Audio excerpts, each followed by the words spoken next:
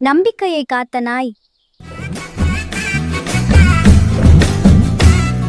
ஒரு சிறிய வீட்டில் ராகுல் என்ற சிறுவன் வாழ்ந்தான். அவனுடைய மிக நெருங்கிய நண்பன் டாமி என்ற நாய். டாமி மிகவும் நம்பிக்கையானது. ராகுல் எங்கு சென்றாலும் அது பின்தொடரும். ஒரு நாள் ராகுல் குடும்பத்துடன் நகரத்திற்கு மாற்றமானார்கள். புதிய வீடு, புதிய இடம்.